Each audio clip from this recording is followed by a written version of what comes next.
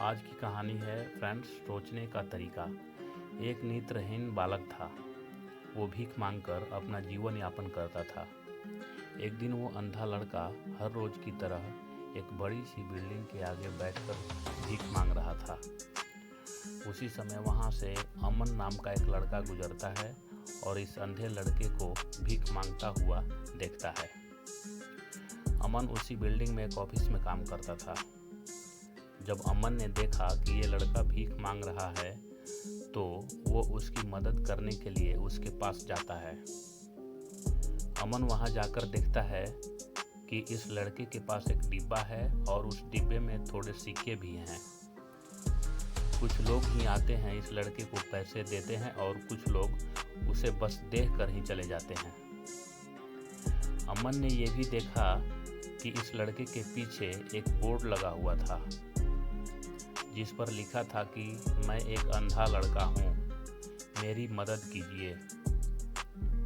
यह सब देखकर अमन अब ये सोचने लगा कि इस दुनिया में भी बड़े कमाल के लोग हैं। जिसे मदद की ज़रूरत है उसे कोई नहीं करता है। उस बोर्ड पर जो लिखा था उसे वो मिटा देता है और उसकी जगह पर कुछ और लिख देता है। अब अमन कुछ पैसे उस डिब्बे में रखता है और ऑफिस की ओर बढ़ता है। फिर अमन ऑफिस पहुंचता है और हर रोज की तरह अपना काम करता है।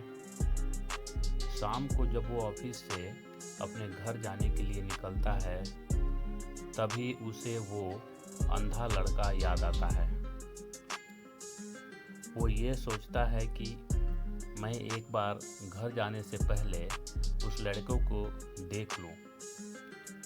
मेरे लिखने की वजह से उसके जीवन में कोई बदलाव आया है कि नहीं।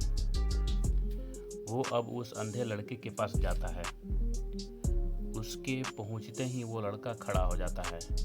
वो कहता है कि भैया, मैंने आपको आपकी आने की आहट से ही पहचान लिया। आप वही हैं जो सुबह आए थे और मेरे इस बोर्ड पर कुछ लिख कर गए थे।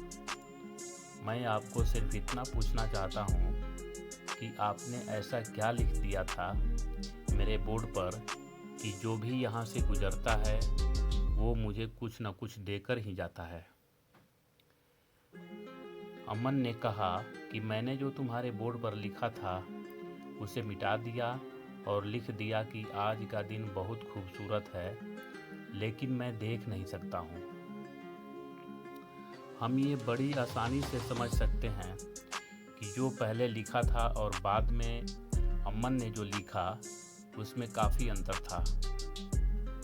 अमन ने जो कुछ भी लिखा था वो एक नई सोच थी और ये वाक्य पढ़ने वालों में भी सार्थकता फैला रही थी। इसलिए लोग इस लड़के को कुछ न कुछ देकर ही जाते थे। मित्रों, अगर हम हमारे सोचने का तरीका बदल देते हैं तो हमारी ज़िंदगी भी बदल जाती है।